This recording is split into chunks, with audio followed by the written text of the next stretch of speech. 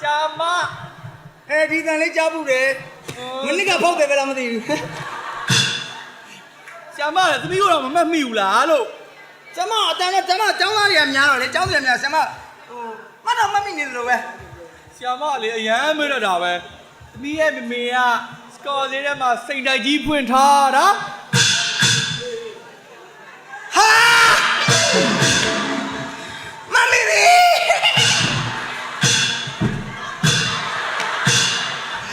အဲ့ဒါလေသမီးမေကလေသူမအားလို့တဲ့သမီးကိုကိုယ့်ဘာသာကိုကြောင်းအပ်ဖို့လွတ်လိုက်တာအမလေးသမီးရဲ့ကိုယ့်ကိုယ်တော့လာကြမလို့ပါဘူးအဲ့ကနေခုနဖုန်းနဲ့လမ်းဆက်တော့ဆမ်မ register နဲ့တွန်းလိုက်မှာပေါ့သမီးမေပြောလိုက်ဟိုတနေ့ကမွေးနေ့မှာဆမ်မမွေးနေ့ပို့လိုက်တဲ့စိန်တလုံးနဲ့စိန်အကြီးပို့လိုက်တာဆီယမတော့မွေးနေ့လက်ဆောင်ဆီယမရလာရင်ရတာပေါ့ဆမ်မလေးအဲ့စိန်ကိုကုတ်ပြီးတော့ဝတ်ထားတယ်ဟမ်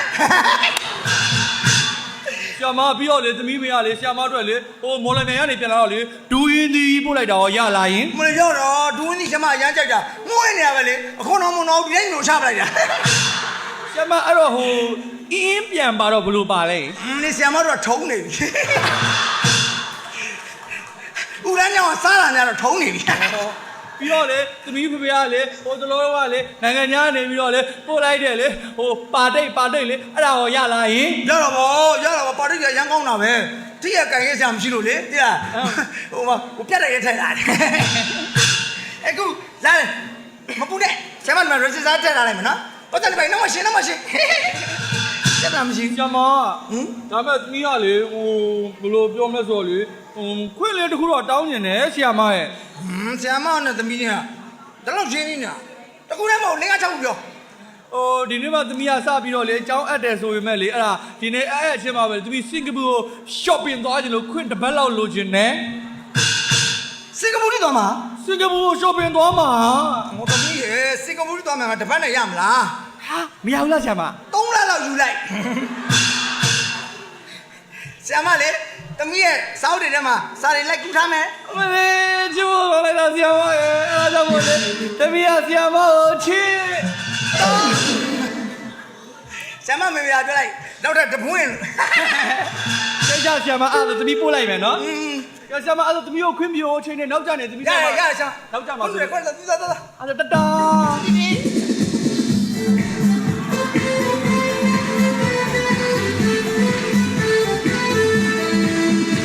ပြောမစားတော့မှာ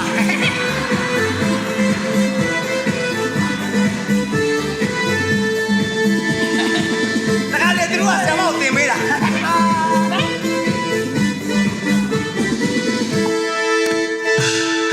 ခုနရသမားနဲ့များကွာပါမင်္ဂလာနဲ့အမင်္ဂလာဆိုတော့ကွာချား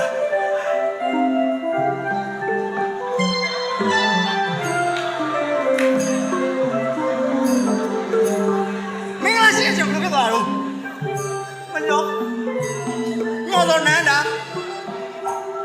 ညောလည်းစီမတန်ဝက်စီနေကြော်တာ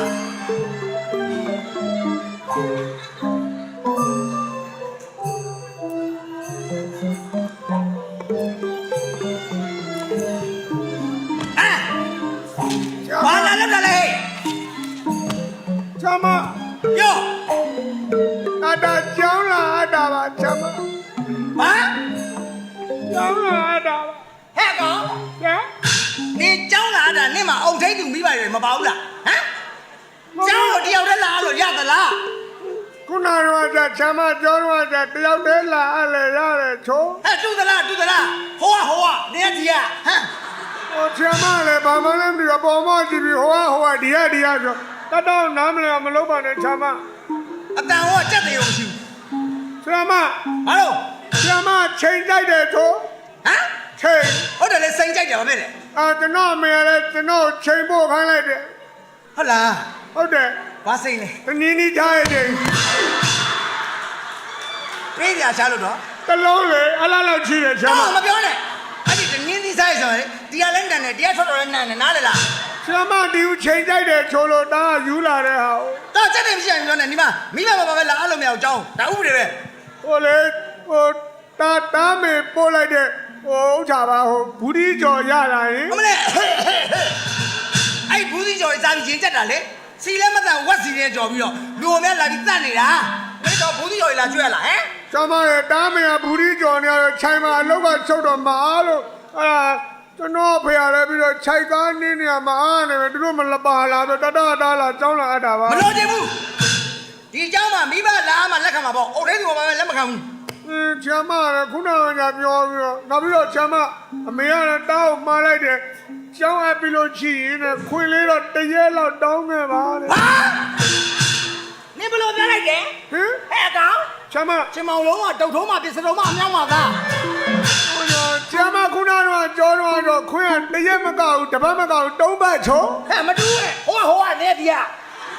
ချမ်းမလည်းဒါကြီးပဲလုံနေတော့ဘာ ဘာ မှ နာ မ မလဲ လဲ ဟမ် ချမ်းမလည်းတုံး ကျောင်း ပတ် တော့မတရားသေးဘူးလွတ်တော်မကြောက်ဘူးကခွင့်ယူရတယ်လို့ ဟုတ်ပါဘူး ဘယ်လိုလုပ်ဆက်လဲရှင်က ဟိုကျွန်တော်ဖေရလေခြိုက်ကားနေနေတာအဲ့ဒါတအားပင်မမိကူချာဝင်ကြီးကမှားလိုက်တယ်အဖေကို ပါမလိုက်တယ် အဖေဘောခွဲရမယ် ဘယ်ဗျာ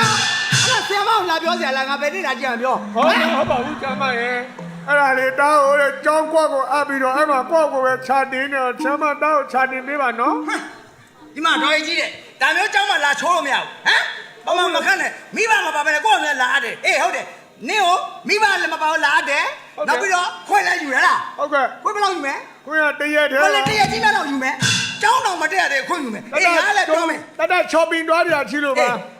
shopping သွားမယ် ဟုတ်ကဲ့တင်ကိုင်းညွှန်းကျေးထဲမှာ ဟုတ်ပါဘူး ဟိုချမ်းမတားကိုခြာတင်တဲ့ခါကျတော့ချမ်းမဘယိုရုပ်တင်มาတော့ရင် တော့ဥပဒေထုတ်တယ် ဟုတ်ဗျာ နင်ကျောင်းမရသေးဘူးမလား အဲ့ဒါဦး ဒီနေ့ကျောင်းထုတ်တယ်ဒါပဲ ချမ်းမလည်းကြောင်းတော့အဲ့ဒါကြောင်းထုတ်ကြည့်တော့တာပဲ နင်လည်းကျောင်းတော်မရသေးခွင့်ယူတာဟုတ် အဲ့ဒါတားကိုလေအဲ့ဒါချမ်းမပေးမှရမပေးဘူးရရင် မပေးဘူးမပေးတဲ့ကျောင်းမှာထုတ်တယ်သွား ချမ်းမရဲ့တားမအလာတော့လည်းမိုင်မိုင်တွေ့တွေ့နဲ့ကြံတော့လည်းမိုင်မိုင်တွေ့တွေ့လေးနဲ့ကျွန်တော်ကြံမှတော့မယ်ချမ်းမရဲ့ ပြနင်ဘဝမှန်ရရအောင် အနောက်ကကိုကျွန်တော်အမိုင်လေးနဲ့ပြန်ပို့ပေးပါဦးသွားပြီချမ်းမ သွား ချမ်းမနဲ့ဒီဘဝဘယ်တော့မှဝါတာချက်မထုံမရနေနဲ့တော့ အောင်ဝဲရေစက်တော်မဝါနာဆက် ချမ်းမ ဘာလို့ ဟိုမှာဒီတိုင်းကြီးကန်ကြီး အေးမဖြစ်လေဟုတ်တယ်ကျောင်းမရသေးဘူးလာပြီးတော့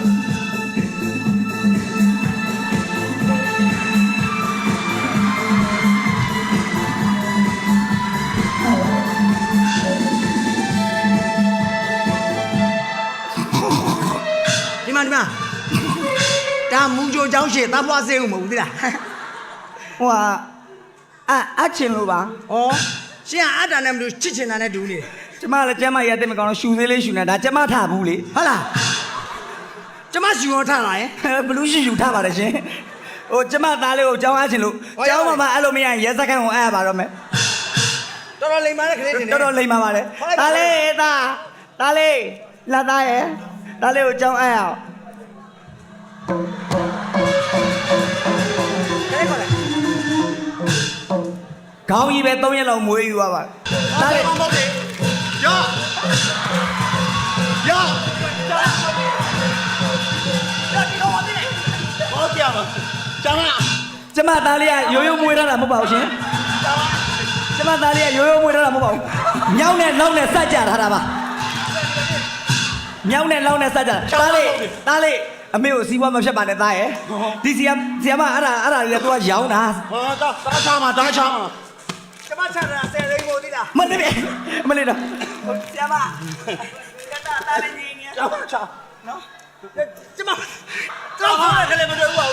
ကဲသားလေးငင်းနေမှာဆရာမနဲ့ဟိုចောင်းသားတစ်ပါဆရာမရဲ့ စားပြီဒါစားပြီတဲ့ကမရှိဘူး ဘာတွေများပေးရမလဲ ဒါတက်ရောက်နေဟာဒီ ဟမ် ဒါဆိုင်အောင်တော့မေးရောက်နေစားပြီစားကြိုက်တယ်လား ပြောပါဆရာမ အုံနောက်မေးရောက်ပြီကလာတော့ရောက်ပြီသိမှာ ငင်းနေပါတော့သိချင်းစိုးလေးရဲ့မိဘတော်မျက်စိနောက်တော့ဒင်းမြင့်လို့စဉ်းစားတာကြည့်တော့ ကျမတလီလောက်ခံပါရှယ်လက်ရှူရင်စိန်နော် ကျမတောက်လျှောက်ချူမှတောက်လျှောက်ထတာပါရှင် ကဲဒေါ်ရှူနိုင်စိန်ထရှင်းသားနာမပြော ဟိုသားလေးကငါပြောကြပါ ဟုတ်ပြီဟိုဆရာမဟိုတွေ့ပြီ ဟုတ်ကဲ့ ကျမအเจ้าမတက်လို့ရှိရင်တော့ဟိုเจ้าကတာတဲ့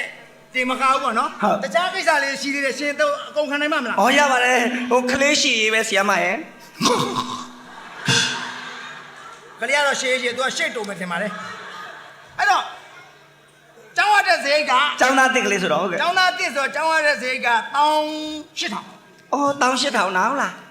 ခလေးရှည်ပဲဆရာမရေးလိုက်ပါ နောက်ပြီးတော့ဟိုကျောင်းမှာကွန်ပျူတာနဲ့တင်တာ ကွန်ပျူတာကြီး ကွန်ပျူတာချင်းရှိတယ် အော်ကျမသားလေးကကွန်ပျူတာဝေးလို့ TV ဂိမ်းအောင်နတ်မှန်အောင်မစောတတ်ပါဘူးဆရာမရဲ့ ဟုတ်တယ်ဟုတ်လားစိတ်မပူနဲ့ဒီမှာလည်းမဆော့ပါဘူးကျမတို့ပါ ဟောတော်ပါသေးရဲ့ခလေးရှည်ပဲရေးလိုက်ပါဆရာမရဲ့ 3000 3000ရေးလိုက်ပါဆရာမရဲ့ရပါ ပြီးတော့ကျမနောက်ခုံလာစားတာတေပဲချင်း ဟင်တေးပဲကြီး ဟုတ်တယ် ကျမသားလေးကိုစားတော့ဆိုင်လွတ်တာမဟုတ်ဘူးလေတေးပဲကြီးပေးရအောင်ကျမကြောင်းလာအပ်တာပါ ရှင်နားမလဲဘူးလား ဟင် တေပဲဆိုစားတော့တယ်မယ်မဟုတ်ကျောင်းမှာလည်းရှိတယ် အော်ဟုတ်လားကျောင်းသား ပဲနေသွား အော်ရပါတယ်ခလေးရှည်ပဲရေးလိုက်ပါဆရာမရဲ့ 2000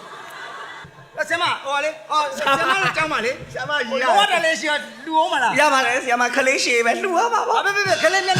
နှာမငယ်အောင်ပေါ့ ဒါပေါ့ဒါပေါ့ ကျမတို့ကျောင်းမှာဦးလို့တဲ့တပြက်စီးမရှိဘူး အော်ကျောင်းမှာတပြက်စီးလေးတစ်ချောင်းတော့မရှိဘူး ရှိဘူးတပြက်စီး2ချောင်း တစ်ချောင်းဆိုတော့ပြီလေဘာလို့နှစ်ချောင်း နောက်တစ်ချောင်းကျမအိမ်အတွက်ကျမတန်ရှင်းမှကြိုက် ခ တယ် လေးရှည်ပဲရေးလိုက်ပါဆရာမ နောက်ပြဟိုကျောင်းမှာလေနိုင်မရှိဘူးနိုင် အော်နိုင် နိုင် အော်ရတယ်ကျမဟိုနေဖရေဇာမှာလေတရုတ်နိုင်လေးတွေဝယ်လာခဲ့မယ် ဘာလို့လဲ တရုတ်ဖရေဇာတရုတ်နိုင်လေး ဒီမှာချယ်ရီဦးနိုင်ပဲသုံးတယ် အော် နော် ချယ်ရီဦးက ချယ်ရီဦးက ဘာနိုင်လဲ ဝယ်ပေးနိုင်မလား အော် ချယ်ရီဦးနိုင် လေဇာနာခရစ်စ လက်စင်နာခရစ်မတည့်ရေးလိုက်အဲ့ဒါကတိုင်ချက်နိုင်တစ်လုံးလက်ပတ်နိုင်တစ်လုံး မဟုတ်လေတစ်လုံးဆိုတော့ပြီလက်ပတ်နိုင်ရဘာလို့ကိုတော့ ကျမပတ်ဖို့ ခုနလည်းသူတို့တစ်လုံးပေးထားသေးတယ်လေ ဟုတ်တယ်လေ ရှာမကလေဝတ်တဲ့အင်ကြီးတော်မှဟိုအင်ကြီးပဲဝတ်တာဟိုကလေဟယ်လိုဝတ်တယ်ဟယ်လိုနော် ဟုတ်တယ် ခုနကဂျာမကိုပေးထားတယ်အများကြီးပဲနော် ဟုတ်တယ်ပြောဖို့မေ့နေလို့ပြန်သိမ်းသွားမယ်ဟဲ့လိုဝတ်တာ မသိနဲ့တော့မိမသိနေတာလားတွေ တို့ကျောင်းမှာယူနီဖောင်းလုပ်တယ်လေယူနီဖောင်းလေးဝယ်ရမယ် ယူနီဖောင်းလည်းဝယ်ရမယ် ဝယ်ယူနီဖောင်းကြတော့တို့ဟဲ့လိုပဲသုံးတယ် အော်ဟယ်လိုအင်ကြီးလေး ဟဲ့လိုအေး ရပါတယ်အော် တပတ်ဆို19ထဲ ဘာသာကိုစက်ခွနဲ့တယ် ရှစ်သားသေးပါဦးမလေး အော်ခလေးရှည်ပဲရေးလိုက်ပါဆရာမ ဟုတ်ပြီ ဟဲ့တင်တာလေးကြားတယ်နော်နင်းညောင်ကုန်တာလေးများတယ်ပြီစူးစမ်းမစူးစမ်းတော့ဆွဲလုတ်လိုက်မှာငါ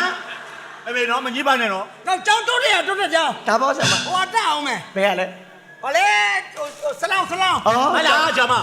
မူဗိုင်း မဟုတ်လေဆရာမဘောလုံးပွဲလောင်းမလို့လားဆရာမ ဩဘောလုံးမလောင်းရတာမစားရင်ဆက်ဆက် စဉ်းစားမသားလေးရဲ့စဉ်းစားမ ကောင်းတယ်ဂျာမ မူဗိုင်းနှလုံး တော်လေးမနေတော့ပြီးမှတင်ချိုင်းကုန်းဝယ်ကျွေးမယ် ဘာကလည်းမဟုတ်မေမေက မူဗိုင်းနှလုံး ဘူးပဲနှလုံးတစ်လုံးဆိုတော့ပြောဆရာမတစ်လုံးကအိမ်တော့ပဲမလား ဟုတ်တယ်ဟုတ်ပြီဒါတော့ပဲ အဲ့လိုစရင်ပေါင်းလိုက်ပါအားလုံးဘယ်လောက်ကြလဲဆရာမ မမနော်ကဲစေးပါမဟဲ့ ရပါ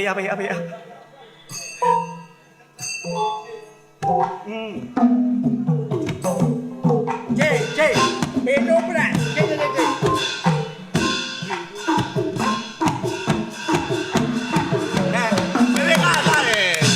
ယ်လောက်လဲဆရာမ30ပေးပြီဆရာ